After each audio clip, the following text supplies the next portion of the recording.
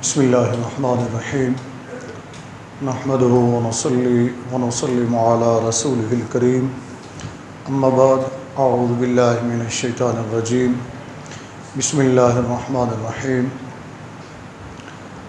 أن اشكر لي ولوالديك صدق الله العظيم وصدق رسوله النبي الكريم الأمين قال الله تبارك وتعالى في شأن حبيبي إن الله وملائكته يصلون على النبي يا أيها الذين آمنوا صلوا عليه وسلموا تسليما الصلاة والسلام عليك يا سيدي يا رسول الله وعلى آلك وأصحابك يا سيدي يا حبيب الله الصلاة والسلام عليك يا سيدي يا رسول الله وعلى آلك وأصحابك یا سیدی یا رحمت للعالمین۔ السلام علیکم ورحمۃ اللہ وبرکاتہ۔ عزیزان گرامی قدر، آج کا جو ہمارا موضوع گفتگو ہے وہ ہے حقوق والدین، اس دعا کے ساتھ کہ اللہ تعالی ہمیں صحیح معنوں میں والدین کا مقام مرتبہ سمجھنے کی توفیق عطا فرمائے، اور اللہ تعالی ہمیں دل کی گہرائیوں سے صحیح معنوں میں والدین کی خدمت کرنے کی توفیق عطا فرمائے۔ اس سے قبل آپ نے والدین کی شان، فضیلت، مقام، مرتبہ اس کے متعلق سماعت کیا، پھر ہم نے والدہ کی شان یعنی ماں کی شان کیا ہے اس کے متعلق گفتگو کی، اور پھر باپ کے متعلق بھی ہم نے گفتگو کی۔ یہ سلسلہ میں نے اس لیے شروع کیا، عمومی طور پر تو ہماری مساجد میں 12 مہینے کے رٹے رٹائے وہ بیانات ہوتے ہیں، وہ سلسلہ چلتا ہے، لیکن جو حقوق العباد ہیں یعنی بندوں کے حقوق اللہ کے بعد ان پر بہت کم گفتگو ہوتی ہے۔ جس طرح والدین ہیں، والدین کے متعلق اکا دکا کہیں کوئی بیان ہو جاتا ہے، زیادہ تر ماں کی شان کے متعلق ایک دو واقعے بیان کر دیے جاتے ہیں اور ان لوگوں کو رلا دیا جاتا ہے یا کوئی منقبتیں پڑھ دی جاتی ہیں، لیکن والدین کا صحیح معنوں میں جو مقام اور مرتبہ ہے وہ بیان نہیں کیا جاتا، اور ان کے جو حقوق ہیں اس پر بھی گفتگو نہیں کی جاتی۔ میں نے اس لیے اس سلسلہ شروع کیا کہ ہم اس کو شروع سے لے کر بیان کریں، اور میری کوشش یہ ہے کہ اس سے تعلق رکھنے والے جتنے بھی موضوع ہیں والدین کے ساتھ اس پر ہم کھل کر گفتگو کریں تاکہ لوگوں کو آگاہی حاصل ہو، خاص کر ہماری جو نوجوان نسل ہے اسے معلوم ہو کہ والدین کا مقام کیا ہے اور انہیں کامیابی کیسے ملنی ہے۔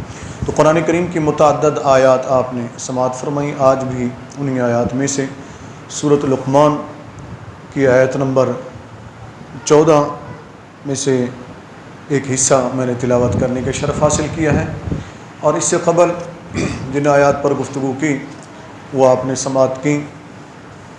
اب یہاں پہلے پارے کے اندر سورۃ البقرہ کے اندر اللہ رب العزت نے بنی اسرائیل کا تذکرہ فرمایا کہ ہم نے بنی اسرائیل سے عہد لیا، وَإِذْ أَخَذْنَا مِيثَاقَ بَنِي إِسْرَائِيلَ، اور ہم نے یاد کیجئے اس وقت کو کہ جب ہم نے بنی اسرائیل سے عہد لیا، میثاق لیا، وعدہ لیا۔ وہ وعدہ کیا تھا کہ لا تعبدون الا اللہ، اللہ کے سوا کسی کی عبادت نہیں کرو گے، اللہ کے سوا کسی کی عبادت نہیں کرو گے۔ دوسرا جو ان سے وعدہ لیا گیا وہ یہ تھا وَبِالْوَالِدَيْنِ إِحْسَانًا، اور والدین کے ساتھ حسن سلوک سے پیش آؤ گے، احسان کرو گے، حسن سلوک۔ وَذِي الْقُرْبَى وَالْيَتَامَى وَالْمَسَاقِينَ، یہ اپنے قریبی رشتہ دار مساکین ان سب کا بھی، یتیموں کا بھی خیال رکھو گے۔ تو یہاں سے دوبارہ آپ کو سنانے کا مقصد یہی ہے کہ والدین کی عظمت صرف آج نہیں ہے کہ اسلام نے یہ حکم دیا ہے، والدین کا مقام مرتبہ اللہ رب العزت نے تمام انبیاء کرام علیہم السلام کے ذریعے اپنے بندوں کو بتایا کہ والدین کا مقام اور مرتبہ کیا ہے، ان کی شان کیا ہے، ان کے حقوق کیا ہیں، یہ بھی اللہ رب العزت نے بتایا۔ اور اس طریقے سے بنی اسرائیل سے جو عہد لیا گیا تو اس سے واضح ہوتا ہے کہ بنی اسرائیل سے بھی اللہ رب العزت نے اپنی معبودیت کے بعد، یعنی اللہ کے معبود برحق ہونے کے بعد، اللہ کی عبادت کے بعد جس چیز کا اللہ تعالیٰ نے بنی اسرائیل سے عہد لیا وہ عہد ہے والدین کے ساتھ حسن سلوک کرنا۔ یہ ذہن میں رکھ لیں کہ اللہ کی عبادت کے بعد جس چیز کا اللہ نے عہد لیا ہے وہ ہے والدین کے ساتھ حسن سلوک کرنا۔ یہ آپ سماعت کر چکے ہیں ان کا مقام، ان کی عظمت کیا ہے۔ اب والدین کے حقوق کیا ہے، اس پر ہم نے سورۃ بنی اسرائیل کی آیت بیان کی تھی، آپ نے سماعت فرمایا تھا۔ اس میں رب تبارک و تعالی نے والدین کے حقوق کا تذکرہ بڑے احسن انداز میں بیان فرمایا۔ اب اگر آپ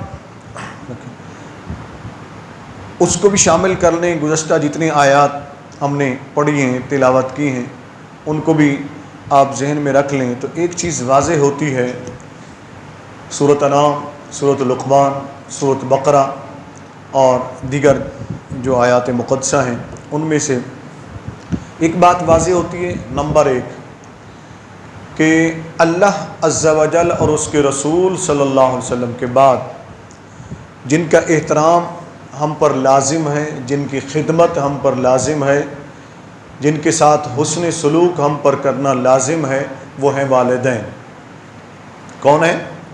والدین۔ اب یہاں ابتدا میں ایک اہم بات اس کو سمجھ لیں۔ قرآن کریم کے اندر 3 ایسی آیات ہیں جو تینوں ایک دوسرے کے لیے لازم و ملزوم ہیں، اس میں جو کچھ بیان کیا گیا ہے۔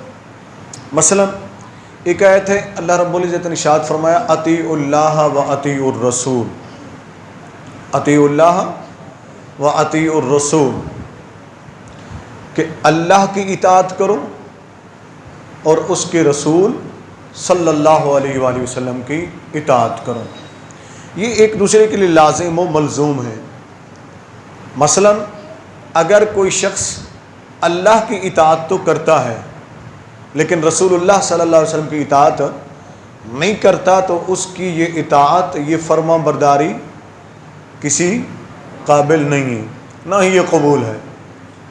اور دوسری طرف ایک شخص ہے، وہ کہتا ہے کہ میں رسول کی اطاعت تو کروں گا صلی اللہ علیہ وسلم لیکن اللہ کی اطاعت نہیں کروں گا، تو یہ بھی قابل قبول نہیں ہے، چونکہ رسول کی اطاعت اللہ کی اطاعت کا درس دیتی ہے۔ تو یہ ایک دوسرے کے لیے لازم و ملزوم کی حیثیت رکھتے ہیں۔ اسی طرح آج کی جو آیت ہم نے پڑھی ہے تو ان میں سے ایک آیت میں نے عرض کر دی، دیگر مقامات پر بھی تذکرہ اسی طریقے سے، یعنی اللہ اور اس کے رسول کا ذکر اکٹھے۔ اب ان میں سے کسی ایک کا آپ مانتے ہیں اور دوسری کو نہیں مانتے ہیں تو وہ قابل قبول نہیں ہے۔ مثلا ایک اور مقام چلے ہم لے لیتے ہیں، اللہ تعالیٰ نے 2 حکم دیے ہیں، وَأَقِیمُوا الصَّلَاةَ وَآتُوا الزَّکَاةَ، اور نماز قائم کرو اور زکوٰۃ ادا کرو۔ نماز کا بھی حکم ہے، زکوٰۃ کا بھی حکم ہے، یہ دونوں ایک دوسرے کے لیے لازم و ملزوم ہیں۔ لازم و ملزوم کسی کہتے نہیں، ایک کو کریں اور دوسری کو نہ کریں تو ایک کے کرنے کا کوئی فائدہ نہیں ہے۔ اب ایک آدمی نماز تو ادا کرتا ہے لیکن صاحب استطاعت زکوٰۃ نہیں دیتا ہے، کہتا ہے میں تو زکوٰۃ نہیں دوں گا، نماز میں پڑھوں گا، تو اس کی یہ نماز پڑھنا کسی قابل نہیں ہے، یہ قبول نہیں ہوگی جب تک کہ وہ زکوٰۃ کو ادا نہیں کرتا ہے۔ یہ بات میں نے اس لیے آپ کو سمجھائی ہے تاکہ آگے والی جو بات ہم شروع کرنے لگے ہیں وہ آپ کو سمجھ میں آ جائے اور سمجھنے میں آسانی رہے۔ اب یہ تیسرا مقام ہے، یہ 3 آیات جو میں نے بتائی کہ ایک دوسرے کے لیے لازم و ملزوم کی حیثیت رکھتی ہیں، ایک دوسرے کے بغیر نامکمل ہے، یعنی ایک حکم دوسرے حکم کے بغیر نامکمل ہے، وہ مکمل نہیں ہوگا جب تک کہ دوسرے حکم کو ہم تسلیم نہیں کر لیتے ہیں۔ اس طریقے سے ہم جو کلمہ طیبہ پڑھتے چلیں اس کے لیے بھی میں اور بھی آپ کو آسانی کر دوں. کلمہ طیبہ ہم پڑھتے ہیں لا الہ الا اللہ, یا کلمہ شہادت ہم لے لیتے ہیں اشہد ان لا الہ الا اللہ وحدہ لا شریک لہ واشہد ان محمدا عبدہ ورسولہ. یعنی اللہ کی عبادت کا ہم اقرار کرتے ہیں, اللہ کے معبود برحق ہونے کا اقرار کرتے ہیں, اس کے لا شریک ہونے کا ہم اقرار کرتے ہیں, اور محمد صلی اللہ علیہ وسلم اللہ کے بندے اور اس کے رسول ہیں, اس کا ہم اقرار کرتے ہیں. اب یہ کلمہ طیبہ کا جزء اول یا کلمہ شہادت کا جزء اول اور جزء دوم, یعنی دوسرا جو حصہ ہے, یہ ایک دوسرے کے لیے لازم ملزوم ہے. اگر کوئی اللہ کو مانے اور رسول کا انکار کر دے صلی اللہ علیہ وسلم تو ایمان اس کا بھی مکمل نہیں ہے, قبول نہیں کیا جائے گا. اور اسی طریقے سے کوئی رسول کو تو مان لے کہے جی میں اللہ کو نہیں مانتا ہوں, تو ایمان اس کا بھی قبول نہیں ہوگا. اللہ عز و جل اور اس کے رسول صلی اللہ علیہ وسلم دونوں کو ماننا ہوگا, دونوں کو تسلیم کرنا ہوگا. تو یہ میں نے آپ کو متعدد مثالیں قرآن سے اس لیے دی ہیں اور کلمہ طیبہ سے اس لیے دی ہے کہ اگلی بات ہمیں سمجھ میں آ جائے. اب تیسری آیت جو انہی کے ساتھ ہے کہ ایک کے بغیر دوسری مکمل نہیں ہے, لازم و ملزوم ہے, وہ کیا ہے؟ رب کریم نے ارشاد فرمایا ہے انشکر لی, انشکر لی کہ میرا شکر ادا کرو, میرا شکر ادا کرو. اور ساتھ ہی اللہ تعالیٰ نے ارشاد فرمایا کہ والدیک, والدیک میرا بھی شکر ادا کرو اور اپنے والدین کا بھی شکر ادا کرو, اپنے والدین کا بھی شکر ادا کرو. اب ایک بندہ ہے وہ کہتا ہے جی میں اللہ کا شکر تو ادا کروں گا, والدین کا میں شکر ادا نہیں کروں گا. رب نے فرما دیا یہاں, فرمایا جس طرح تیرے اوپر میری اطاعت لازم ہے, میرے رسول کی اطاعت لازم ہے صلی اللہ علیہ وسلم, جس طرح تجھ پر نماز بھی فرض ہے, زکوٰۃ بھی فرض ہے, جس طرح کلمے کا جزء اول تجھے تسلیم کرنا ہوگا اور جزء دوم بھی تجھے تسلیم کرنا ہوگا. ایک تسلیم کرو دوسرے کا انکار کرو تو قبول نہیں ہے. اسی طریقے سے اگر تو میرا شکر ادا کرے اور والدین کا شکر ادا نہ کرے تو یہ تیرا شکر کسی صورت قبول نہیں ہے. یہ بات ذہن میں رکھ لیں. اب ہم بڑے فن خواہ بنتے ہیں, بڑے بڑے لوگ میں نے دیکھے ہیں, وہ جی ہم حج کرنے جا رہے ہیں, وہ جی ہم عمرہ کرنے جا رہے ہیں, وہ جی ہم اتنے محفلیں کرتے ہیں, وہ جی ہم اتنے فلانے کی مدد کرتے ہیں, لیکن گھر میں بیٹھے والدین رو رہے ہوتے ہیں, گھر میں بیٹھے والدین رو رہے ہوتے ہیں. تیرے کس کام آیا یہ سب کچھ؟ یہ کسی کام نہیں آئے گا جب تک کہ تجھ سے تیرے والدین راضی نہیں ہیں. پہلا حقوق والدین کا, پہلا حق وہ کیا ہے کہ والدین کا شکر ادا کیا جائے, والدین کا شکر ادا. کیوں نہ شکر ادا کریں والدین کا؟ والدین کا شکر فرض ہے اولاد کے اوپر. کیا ہے یہ؟ پھر سن لیں, اللہ عز و جل کے کلام کی روشنی میں, قرآن کریم کی روشنی میں, احادیث مبارکہ کی روشنی میں, مفسرین کرام کے اقوال کی روشنی میں, محدثین کرام علیہم الرحمہ کے اقوال کی روشنی میں, فقہاء کرام علیہم الرحمہ ان کے اقوال کی روشنی میں عرض کر رہا ہوں, والدین کا شکر ادا کرنا اولاد پر فرض ہے. کیا ہے؟ فرض ہے.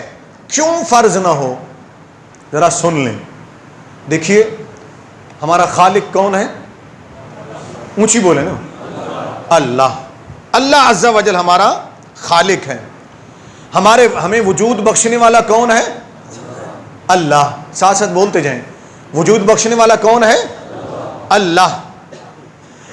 اور اس خالقیت یعنی اللہ کی جو صفت خالقیت ہے, صفت خالق ہے, اس نے ہمیں تخلیق فرمایا اور اس نے ہمیں وجود بخشا. اس تخلیق کا, اس وجود کا سبب جو ہے, سبب اول, سبب جو ہے پیدا ہونے کا, وہ تیری میری ماں, تیرا میرا باپ ہیں. کیا؟ ہمارے, اونچی بولے نا, ہمارے ماں باپ ہیں. رب چاہتا تو جس طرح آدم علیہ السلام کو اس نے بغیر ماں اور باپ کے پیدا کر دیا, وہ ایسے بھی کر سکتا تھا. ساری مخلوق کو ایسے پیدا کر دیتا, سارے انسانوں کو ایسے ہی پیدا کر دیتا. وہ تو قادر مطلق ہے, اس کو تو کوئی روک نہیں سکتا. وہ چاہتا تو بغیر ماں کے, جس طرح اماں حوا کو پیدا کر دیا آدم علیہ السلام کے بائیں پسلی سے, وہ کر سکتا تھا، وہ چاہتا تو بغیر باپ کے جس طرح اس نے حضرت عیسیٰ علیہ السلام کو پیدا کر دیا وہ کر دیتا، باپ کی ضرورت نہ رہتی، لیکن اس نے تجھے اور مجھے بچایا۔ وہ تو ابتدا تھی نا، وہ تو خالق ہے نا۔ آج ہم جس معاشرے میں رہتے ہیں، اگر کسی انسان کے بارے میں پتہ چل جائے یار اس کے باپ کا کوئی پتہ نہیں ہے، اس کے باپ کا اونچی بولے نا کوئی پتہ نہیں ہے، وہ معاشرہ اسے کیا کہتا ہے؟ ڈرے نہیں، بول دیں اونچی، حرامی کہتے ہیں، یہ حرامی ہے، اس کا باپ ہی کوئی نہیں ہے، اس کا باپ کا پتہ نہیں ہے۔ اور اگر ماں کا پتہ نہ چلے، ماں کو تب بھی وہ ایسے کہلائے گا۔ پتہ چلا کہ تیرے اور میرے، تھوڑی سی باتیں میری کچھ بیچ میں کچھ کڑوی بھی آ جائیں تو انہیں سنیے گا، ضرورت ہے ہمیں آج کے ہمارے معاشرے کو کہ ہم صرف ان چیزوں پہ نہ لگے رہیں کہ جہاں واہ واہ ہوتی رہے، تھوڑا ہمیں اپنے ضمیروں کو بھی جھنجھوڑنا ہوگا، تھوڑا ہمیں اپنے اندر بھی جھانکنا ہوگا کہ ہم کس ڈگر پہ چل پڑے ہیں۔ سنیں، آپ کے اور میرے معاشرے میں عزت کا مقام حاصل کرنے کے لیے اور اپنے آپ کو حلالی بابر کرانے کے لیے وہ ماں ہے اور وہ باپ ہے جو ڈکلیئر کرتے ہیں، جو کہتے ہیں کہ یہ بچہ ہمارا ہے، یہ بیٹا ہمارا ہے، یہ بیٹی ہماری ہے۔ جب ماں نے بھی کہہ دیا، باپ نے بھی کہہ دیا تو معاشرے نے تسلیم کر لیا کہ ہاں اس کی ماں بھی ہے، اس کا باپ بھی ہے۔ پتہ چلا کہ تیرا اور میرا حلالی ہونا ماں اور باپ کی نسبت کی وجہ سے ہے، ان کی نسبت کی وجہ سے ہے۔ تیرا اور میرا وجود کا خالق حقیقی تو اللہ ہے، یہ میں نے عرض کر دیا۔ تیرے اور میرے وجود کے باعث جو ہیں وہ ماں باپ ہیں۔ کون ہیں؟ وہ ماں باپ ہیں۔ تیرے اور میرے پیدا ہونے کا باعث ماں اور باپ ہیں۔ اگر یہ نہ ہوتے تو ہم بھی نہ ہوتے۔ تو پھر جب خالق کا شکر لازم ہے تو جو اس تخلیق کا باعث بن رہے ہیں، تیرے وجود میں آنے کا باعث بن رہے ہیں، تیرے اس کائنات میں آنے کا باعث بن رہے ہیں، تیرے سانس لینے کا باعث بن رہے ہیں، تیرے جوان ہونے کا باعث بن رہے ہیں، سبب بن رہے ہیں، تو پھر تجھ پر ان کا شکر بھی لازم ہے، ان کا شکر بھی لازم ہے۔ اب اللہ کا شکر کیسے ادا کریں؟ وہ اللہ کی نعمتیں ہیں، اللہ کی نعمتیں ہیں، جب بھی حاصل ہوں تو اللہ کی نعمت پر شکر ادا کریں، اس کی بارگاہ میں سر بسجود ہو کر، اس کی بارگاہ میں سر بسجود ہو کر، اس کے احکامات کو مان کر، اس کی اطاعت کر کے، اس کا ذکر کر کے ہم اللہ کا شکر ادا کر سکتے ہیں، اللہ کا شکر ادا کر سکتے ہیں۔ اس کی مختلف صورتیں ہیں۔ اب ماں باپ کو کیسے راضی، ماں باپ کا شکر کیسے ادا کریں، ماں باپ کا شکر کیسے ادا کریں، اس کا پہلا اور بنیادی نقطہ ذہن میں رکھیں۔ نبی کریم صلی اللہ علیہ وسلم سے، چلیں پہلے یہ سن لیں تاکہ سمجھنے میں آسانی رہے۔ نبی کریم صلی اللہ علیہ وآلہ وسلم سے سوال کیا گیا کہ یا رسول اللہ صلی اللہ علیہ وآلہ وسلم، ہمیں کیسے پتہ چلے گا کہ ہمارا رب ہم سے راضی ہے، ہمارا اللہ عز و جل ہم سے راضی ہے؟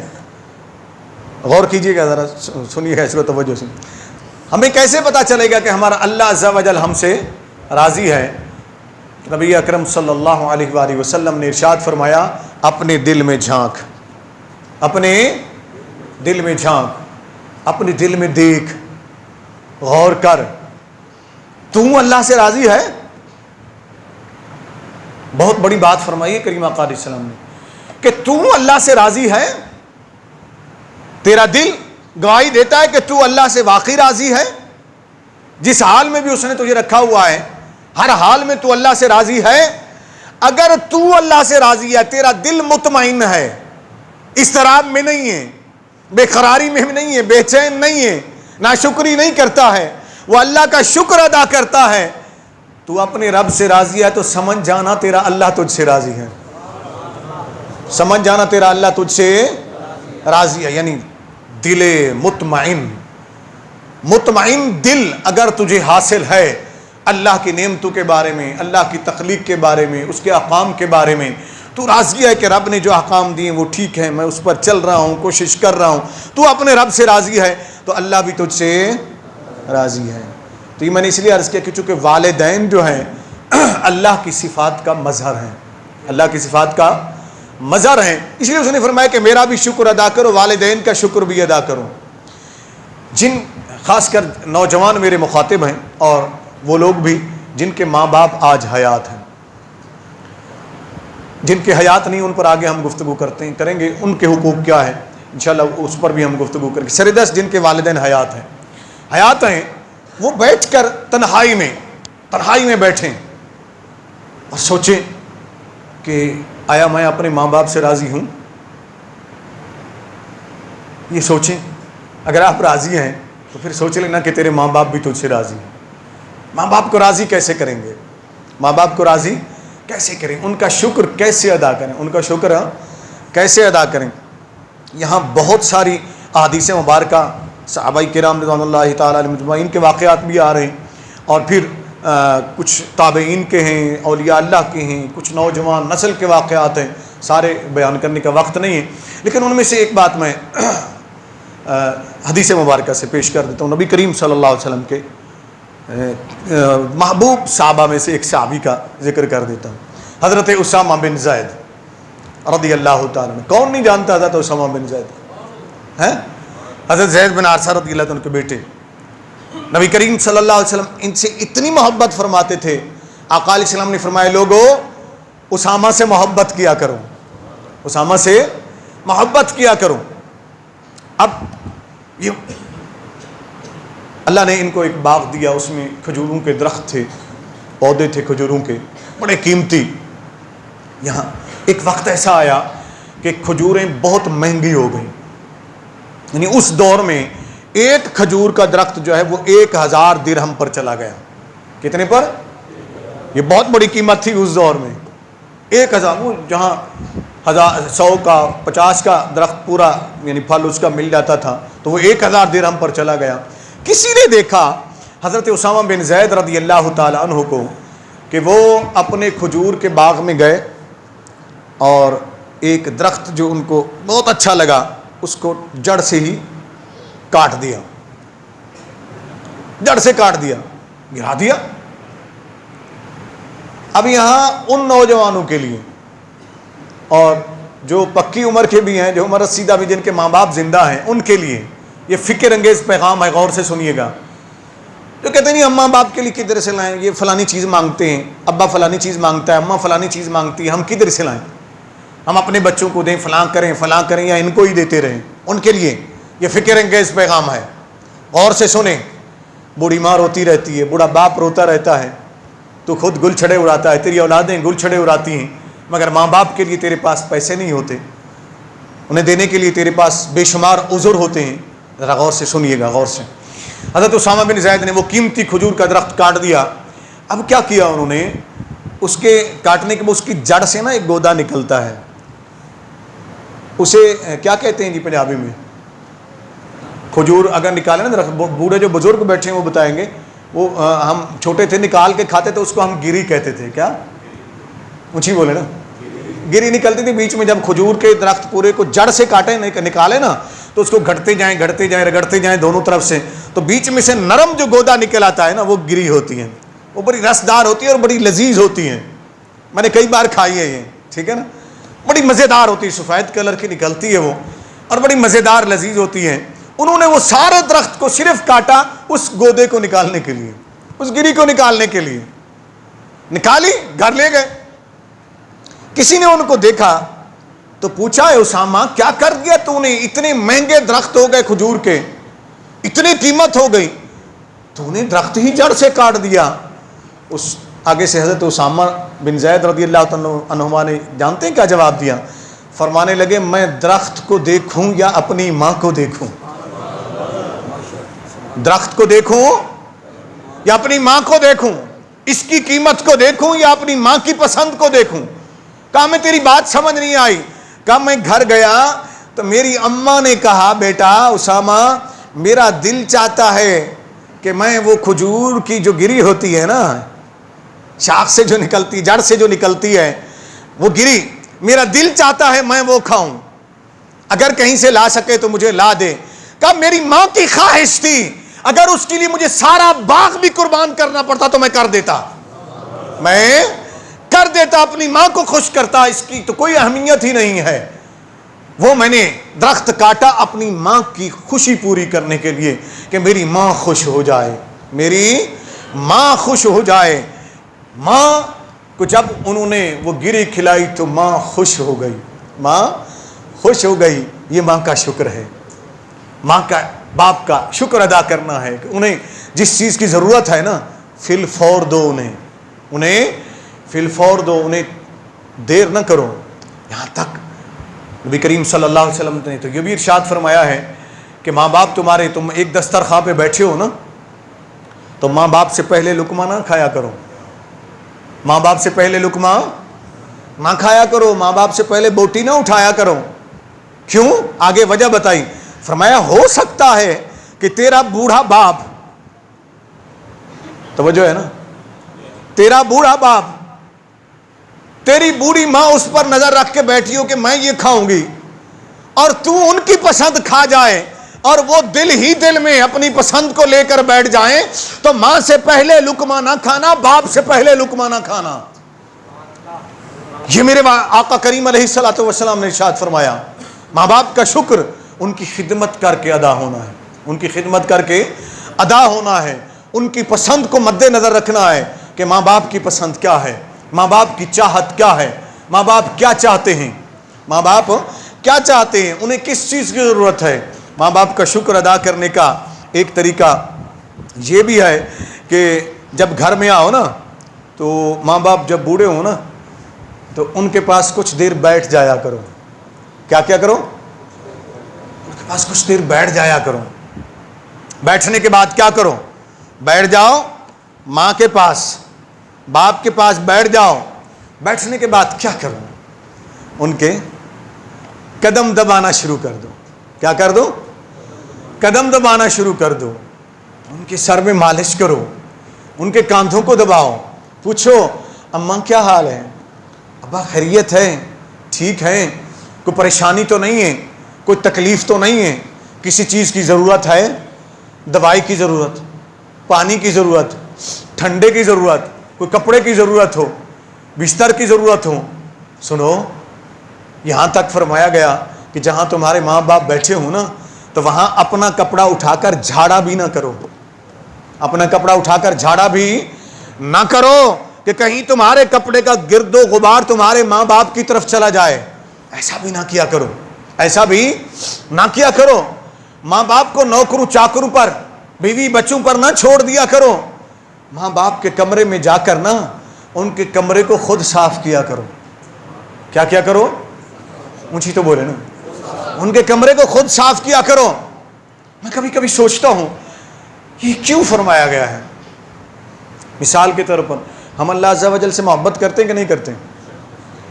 اللہ تعالیٰ نے ارشاد فرمایا والذین آمنوا اشد حبا للہ، ایمان والوں کی نشانی یہ ہے کہ وہ اللہ سے سب سے ٹوٹ کر محبت کرتے ہیں، یعنی سب سے زیادہ محبت اللہ سے کرتے ہیں۔ ایک اور حدیث کا مفہوم بھی سن لیں، رب کریم کے کچھ فرشتوں کی ڈیوٹی ہے زمین کے اوپر گھومنا، وہ گھومتے رہتے ہیں، کس لیے؟ کہ وہ دیکھتے ہیں بندے کیا کر رہے ہیں۔ وہ جب واپس پلٹتے ہیں تو اللہ عز و جل اپنی شان کے لیے جلوہ فرما ہوتا ہے، وہ پوچھتا ہے کہ میرے فرشتوں تم نے میرے بندوں کو کس حال میں پایا؟ عرض کیا اللہ وہ تیری نعمتوں کا ذکر کر رہے تھے، وہ تیری حمد بیان کر رہے تھے، وہ تیری ثنا بیان کر رہے تھے، تیرا شکر ادا کر رہے تھے۔ اللہ تعالیٰ ارشاد فرماتا ہے اے فرشتوں کیا میرے ان بندوں نے مجھے دیکھا ہے؟ یہ اللہ پوچھتا ہے ان سے، کیا اللہ نہیں جانتا؟ جانتا ہے، لیکن بات بتانے کے لیے کہ تاکہ لوگوں کو پتہ چلے، یہ فرشتوں کی بات آگے پہنچے۔ فرشتے عرض کہتے ہیں مولا نہیں، انہوں نے دیکھا نہیں۔ فرمایا فرشتوں اگر وہ میرے بندے مجھے دیکھ لیں تو پھر کتنا میرے سے پیار کریں گے، یہ تو بن دیکھے پیار کر رہے ہیں۔ تو فرشتے عرض کرتے ہیں یا اللہ وہ اس طرح اگر تجھے وہ دیکھ لیں تو جس طرح نمک پانی میں گھل جاتا ہے، جس طرح برف پگھل جاتی ہے، اس طرح تیری محبت میں وہ گھل جائیں گے، یعنی اتنا محبت کرتے ہیں وہ تجھ سے، اتنا محبت کرتے ہیں وہ تجھ سے۔ اب میرا سوال یہ ہے، جو بات میں نے سمجھانی ہے اس کا توجہ سے سنیے گا، کہیں ادھر ادھر نہ ہو جائیے گا، توجہ ادھر ادھر گئی تو بات سمجھ میں نہیں آنی۔ جو میں بڑی اہم بات سمجھانا چاہتا ہوں، اہل علم وہ خصوصی توجہ سے سنیں جو مطالعہ کرتے ہیں، ذوق اور شوق رکھتے ہیں، اور باقی دوست بھی توجہ سے سنیں اس بات کو۔ مثال کے ایک اللہ تعالیٰ دیدار تو کرائے گا نا اپنا قیامت کے دن، انشاءاللہ ہوگا انشاءاللہ۔ اگر اللہ عز و جل ہمارے سامنے آ جائے، سبحان اللہ بڑی چھوٹی نکلی ہے،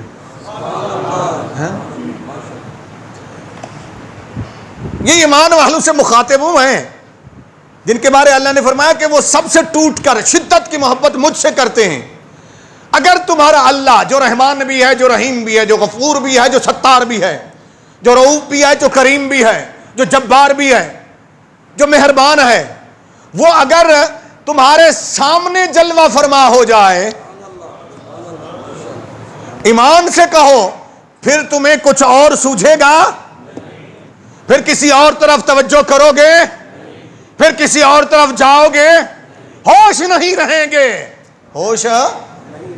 ارے اللہ سامنے جلوہ فرماؤ تو بات تو بہت بڑی ہے نا، لیکن حضرت ابو الحسن نوری رحمت اللہ علیہ سے پوچھو، ایک مقام سے گزر رہے تھے، کسی نے اللہ اللہ اللہ کی صدائیں لگا دی، وہ گزر رہے تھے، ولی کامل تھے حضرت ابو الحسن نوری رحمت اللہ علیہ، اس نے اللہ اللہ اللہ اللہ زور سے جب کیا تو یہ مست ہو گئے اس ذکر کے اندر، اللہ کے ذکر کے اندر وجد آ گیا ان کو۔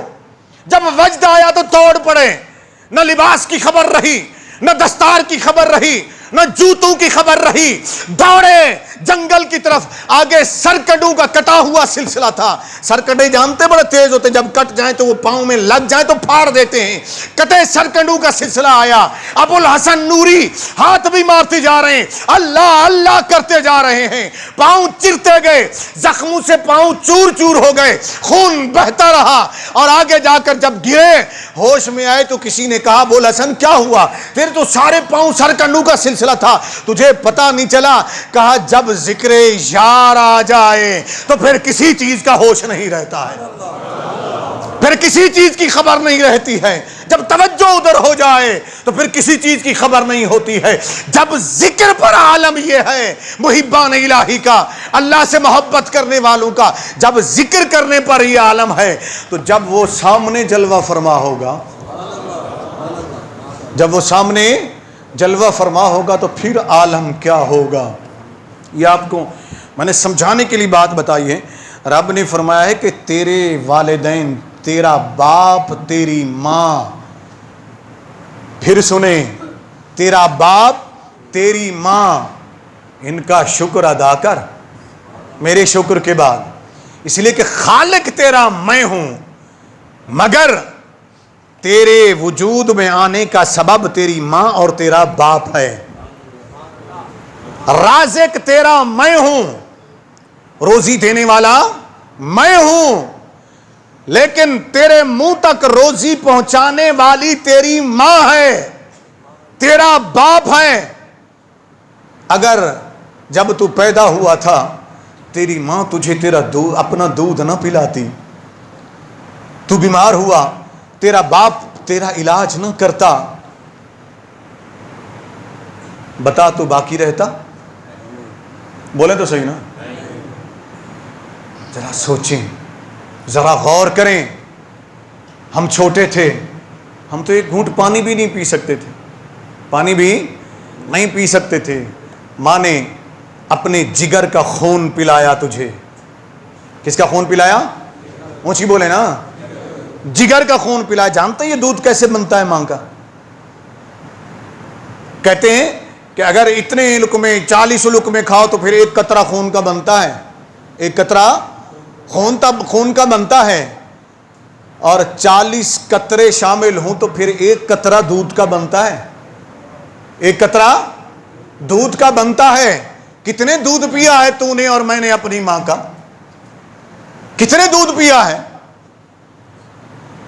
باپ جس نے اپنا آرام، چین، سکھ سب چھوڑ دیا، سب چھوڑ دیا، اس نے تیرے لیے سب کچھ کیا۔ رب فرماتا ہے خالق تو میں ہوں، رازق تو میں ہوں، شفا دینے والا بھی میں ہوں، زندگی دینے والا بھی میں ہوں، لیکن تجھے پروان چڑھانے میں تیری ماں اور تیرے باپ کا ہاتھ ہے۔ تیری بیماری کا علاج کرنے میں تیری ماں اور تیرے باپ کا ہاتھ ہے. تجھے رات کو تکلیف ہوئی, تو چیخا, تو بتا بھی نہیں سکتا تھا کہ مجھے تکلیف کہاں ہے. چھوٹا بچہ بتا سکتا ہے؟ نہیں بتا سکتا نا. ہم چھوٹے بن جائیں نا تھوڑی دیر کے لیے, ورنہ تو ہر گھر میں چھوٹا بچہ بھی تو موجود ہے نا. اتنے جوان تو ہم پیدا نہیں ہوئے تھے نا, اتنے بڑے قد والے تو ہم پیدا نہیں ہوئے تھے نا, اتنے عقل شعور والے تو ہم پیدا نہیں ہوئے تھے نا. ہم چھوٹے سے تھے جب ہمیں پتا بھی نہیں تھا ہمیں تکلیف کہاں ہو رہی ہے. ابھی تو ہم بتا سکتے ہیں نا. تجھے تکلیف ہوئی, تو رویا, تیرا صرف کام یہی تھا, تو رویا. تجھے تکلیف ہوئی, تیری ماں تیرا باپ بے چین ہو گئے, انہوں نے ساری رات کی نیند قربان کر دی. کبھی تیری پشت پہ ہاتھ لگاتے ہیں, کبھی تیرے کانوں کو دیکھتے ہیں, کبھی تیرے سر کو دباتے ہیں, کبھی تیرے سینے کو چیک کرتے ہیں, کبھی تیرے پیٹ کو چیک کرتے ہیں, کبھی تیری ٹانگوں کو چیک کرتے ہیں کہ ہمارے بچے کو تکلیف کہاں ہے. جب کوئی حل نہیں نکل پاتا تو وہ دیوانوں کی طرح دوڑتے ہیں. وہ نہ رات دیکھتے ہیں, نہ دن دیکھتے ہیں, نہ سردی دیکھتے ہیں, نہ گرمی دیکھتے ہیں, بھاگتے ہیں. لوگوں سے پوچھتے ہیں دیوانہ وار کہ لوگوں بتاؤ کوئی اچھا ڈاکٹر بتا دو کہ جو میرے بچے کی جان بچا لے, جو میرے بچے کی تکلیف کو دور کر دے. وہ دیوانوں کی طرح دوڑتے ہیں. آج تو بڑا ہو گیا, تیری ماں بوڑھی ہو گئی, تو بڑا ہو گیا, تیرا باپ بوڑھا ہو گیا, مگر تجھے حیا نہ آئی کہ تیرا باپ سسکتا رہا, تیری ماں تڑپتی رہی, اس درد میں مبتلا رہی, اس تکلیف میں مبتلا رہی. تجھے حیا نہ آئی کہ تو اپنے کمرے سے اٹھ کر ماں سے پوچھ لیتا, اپنے باپ سے پوچھ لیتا, انشکرلی والے والدیک, میرا شکر ادا کر. اور میرا شکر اس وقت مکمل ہوگا جب تو ماں اور باپ کا شکر ادا کرے گا, جب ان کی خدمت کرے گا, جب ان کے سامنے کھڑا ہوگا مؤدب طریقے سے. اب یہاں میں آپ کے سامنے ایک بڑی دلچسپ بات رکھنا چاہتا ہوں. میں پڑھ رہا تھا, عرب کے ایک عالم نے کتاب لکھی ہے سعادت دارین فی بر الوالدین, والدین کی شان کے متعلق نا. انہوں نے ایک کتاب لکھی, بڑی اچھی کتاب ہے, عربی کے اندر ہے. اس میں انہوں نے قدیم یعنی کہ حوالہ جات بھی دیے ہیں اور جدید دور کے بھی انہوں نے کچھ واقعات لکھے. میں نے حضرت اسامہ بن زید کی بات آپ کے سامنے رکھی. اب یہاں ذرا جدید دور کی بات بھی کر لیں. وہ لکھتے ہیں, کہتے ہیں کہ سعودی عرب کا ایک شہر بریدہ نام کا ایک شہر ہے, اس کا نام لکھتے ہیں وہ بریدہ, ٹھیک ہے نا. کچھ دوستوں نے دیکھا ہوگا جو وہاں رہے ہیں اور جاتے رہتے ہیں. کہتے ہیں وہاں کا رہنے والا ایک نوجوان اپنا واقعہ خود بیان کرتا ہے. وہ کہتا ہے ایک بزرگ, وہ کہتے ہیں بزرگ اب بوڑھا ہو گیا تھا, نام اس کا تھا ہیزان. کیا نام تھا؟ وہ لکھنے والے کہتے ہیں کہ میں اس بریدہ شہر سے دور کوٹ تھا, وہاں پر کھڑے ہوئے میں نے اس ہیزان کو روتے ہوئے دیکھا. توجہ سے سنیے گا, روتے ہوئے دیکھا. میں نے اس سے پوچھا کہ تو کیوں رو رہا ہے, تو کیوں رو رہا ہے, تیری کوئی قیمتی چیز گم ہو گئی, کوئی گاڑی گم ہو گئی, سونا گم ہو گیا, مال لٹ گیا ہے, کوئی تو مقدمہ ہار گیا ہے, کیا ہوا ہے کوٹ کے باہر کھڑا ہوا تو رو رہا ہے. وہ بزرگ جو 70-75 سال کا, اب وہ خود ہو چکا تھا, وہ رو پڑا اور ایک ٹھنڈی سانس لی اور بولا رو اس لیے رہا ہوں کہ آج میں اپنی ماں کا مقدمہ ہار گیا. آج میں اپنی ماں کا, غور سے سنیے گا, بڑا دل کو ہلا دینے والا واقعہ ہے. میں رات بھی اس کو پڑھتا رہا, پھر سو بیٹھ کر میں نے پڑھا, میں نے کہا آج بھی ایسے لوگ موجود ہیں, آج بھی ایسے لوگ. کہ وجہ واقعہ کیا ہے, مجھے تو بتا کچھ, مجھے تیری بات سمجھ نہیں آئی. کہو سنو, میں بریدہ کا رہنے والا ہوں جو یہاں سے 90 کلومیٹر ہے, غالباً کوٹ ان سے 90 کلومیٹر دور تھا, جو شہر تھا بڑا, ہو سکتا ہے جدہ میں ہو یا کہیں اور ہو, جو قریبی شہر تھا. تو وہاں کے کوٹ میں وہ کھڑے ہوئے تھے. تو کہتا ہے کہ اس نے کہا کہ میرا نام ہیزان ہے, میں بریدہ کے رہنے والا ہوں.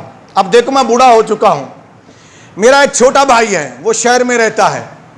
وہ آیا چند دن پہلے اپنے گاؤں, اپنے علاقے میں آیا. وہ شہر شفٹ ہو گیا تھا, اپنے علاقے میں آیا. ہماری ایک ماں ہے, محبت وہ بھی کرتا ہے ماں سے, لیکن محبت میں بے انتہا کرتا ہوں. بھائی شہر چلا گیا, ماں میرے پاس رہتی تھی.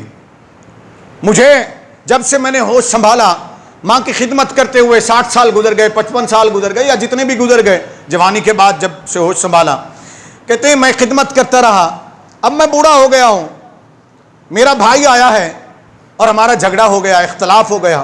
اختلاف کسی اور بات پہ نہیں، سنو، اس بات پہ نہیں کہ بیٹے نے ماں کو مار دیا، بیٹے نے باپ کو قتل کر دیا کس لیے کہ جائیداد مل جائے، اس لیے جھگڑا نہیں ہوا تھا دونوں بھائیوں میں۔ اس لیے بھی جھگڑا نہیں ہوا تھا کہ ماں کے حصے میں کیا آیا ہے تو ہم دونوں بانٹیں گے، اس میں بھی جھگڑا نہیں تھا۔ جھگڑا کس بات پہ تھا؟ کہا جی جھگڑا اس بات پہ ہو گیا، چھوٹے نے کہا بھائی جان آپ بڑے ہیں، انہوں نے کہا بڑی محبت سے اس نے بات کی، بڑے احترام سے، وہ میری عزت کرتا ہے، چھوٹا ہے مجھ سے۔ میں نے کہا بھائی جان آپ بڑے ہیں، اتنے سال ماں کی آپ نے خدمت کی ہے، اب آپ بوڑھے ہو گئے ہیں، آپ مہربانی کریں، آپ اپنا خیال رکھیں، ماں کو میرے ساتھ شہر جانے دیں، میں شہر لے جاؤں گا اور وہاں اب میں ماں کی خدمت کروں گا، میں آپ سے چھوٹا ہوں، ابھی میں جوان ہوں، میرے اندر طاقت ہے، آپ مجھے اجازت دے دیں۔ میں نہیں مانا، علاقے کے لوگ، بریدہ کے لوگ، سارے بستی کے لوگ اکٹھے ہو گئے، انہوں نے بھی مجھے کہا کہ جانے دے، ہمارا فیصلہ نہ ہو سکا، میں نہ مانا، تو چھوٹا بھائی کورٹ میں آ گیا، اس نے یہ کیس دائر کر دیا، کہنے لگے جج کے پاس یہ مقدمہ گیا، جج کے پاس یہ مقدمہ گیا، تو جج بھی دیکھ کر حیران رہ گیا کہ میں زندگی میں پہلی بار ایسا واقعہ دیکھ رہا ہوں کہ دو بیٹوں نے مقدمہ کیا ہے کہ ماں ہمیں دے دو۔ توجہ ہے نا، یہ مقدمہ نہیں کیا کہ جائیداد لے دو ماں سے باپ سے۔ آج تو بیٹے کا مقدمہ یہ ہوتا ہے، بیٹی کا مقدمہ یہ ہوتا ہے کہ میری ماں سے، میرے باپ سے میری جائیداد لے دو۔ بھول گئی یہ بدبخت اولاد کہ یہ جائیداد کیا کرے گی تو، جب تیرے ماں باپ ہی نہ رہے تو اولاد جائیداد تیرے کس کام کی۔ اس نے کہا میں حیران رہ گیا۔ جج کہتے ہیں میرے پاؤں تلے زمین نکل گئی کہ میں نے دیکھا کہ اس دور میں بھی ایسی اولاد ہے جو چاہتی ہے کہ ماں دے دو، جائیداد نہیں چاہیے۔ ماں کا مقدمہ تھا۔ جج نے کہا کہ میں کیا فیصلہ کروں تمہارا، وہ بھی بڑا بھائی ہے، وہ چھوٹا ہے، وہ کہتا ہے میں رکھوں، وہ کہتا ہے میں رکھوں۔ اس نے کہا ایسا کرتے ہیں تمہاری ماں سے پوچھ لیتے ہیں، تمہاری ماں سے پوچھ لیتے ہیں، لے آؤ ماں کو۔ اب وہ کہتے ہیں ماں کو ایک پنگوڑے میں لے کے آئے، بوڑھی ہو چکی تھی کافی، 20 کلو کے قریب اس کا وزن بچ گیا تھا، ہڈیوں کا ڈھانچہ بچا ہوا تھا، کمزور کافی ہو گئی، جب عمر زیادہ ہو جائے وہ اس میں لے کے آئے، انہوں نے کٹہرے میں ان کو رکھا سامنے۔ تو جج کہتا ہے میں اٹھا، میں نے اس ماں کی عظمت کو سلام کیا کہ تیری کیسی عظمت ہے، کیسی تیری تربیت ہے کہ آج تیرے بچے تیری خدمت کرنے کے لیے لڑ رہے ہیں، تو انہیں کیسے تربیت کی ہے ان کی۔ اماں ایک بات تو بتا دے، میں مشکل میں پھنس گیا ہوں، مجھے کوئی قانونی راستہ نہیں مل رہا، کوئی قانونی سک نہیں مل رہی کہ میں کیا فیصلہ کروں، ایک بات بتا دیں۔ اب فیصلہ تجھ پر ہے کہ میں تیرے کس بیٹے کے ساتھ بھیجنے کے لیے تیرے فیصلہ لکھ دوں، کس بیٹے کے ساتھ جائے گی۔ کہتے ہیں کہ ماں پہلے تھوڑی دیر خاموش رہی، پھر اس نے لب کھولے، کہنے لگی جج صاحب آپ مجھ سے پوچھتے ہیں، میرے دونوں جگر کے ٹکڑے ہیں، آپ مجھے کہتے ہیں کہ میں ایک ٹکڑے کو چھوڑ دوں، ایک ٹکڑے کو لے لوں، میں کس کے پاس جاؤں، کیا فیصلہ کروں؟ یہ اتنے عرصے سے میری خدمت کر رہا ہے، وہ بھی میرا بیٹا ہے، وہ بھی آتا ہے، وہ بھی مجھ سے محبت کرتا ہے۔ جج نے جب دیکھا کہ اب ماں بھی کوئی فیصلہ نہیں کر رہی، بالآخر اس نے فیصلہ کیا کہ اس نے میرے چھوٹے بھائی کے حق میں فیصلہ دے دیا، کہا کہ تو ٹھیک کہتا ہے، تیرا بڑا بھائی بوڑھا ہو گیا ہے، تو جوان ہے، اتنے عرصہ اس نے خدمت کی ہے، کچھ عرصے کے لیے تو اپنی ماں کو لے جا۔ اس طرح جج نے میرے چھوٹے بھائی کے حق میں فیصلہ دے دیا، میری ماں اس کے حوالے کر دی۔ آج میں رو اس لیے رہا ہوں کہ میں مقدمے میں اپنی ماں کو ہار گیا ہوں، میں اپنی ماں کا مقدمہ ہار گیا ہوں۔ دعا کرو اللہ ایسی اولادیں عطا فرمائے، ماں باپ کی خدمت کرنے کی توفیق عطا فرمائے، ماں باپ کے حقوق ادا کرنے کی توفیق عطا فرمائے۔ مزید یہ سلسلہ گفتگو ہمارا انشاءاللہ العزیز جاری رہے گا اس دعا کے ساتھ کہ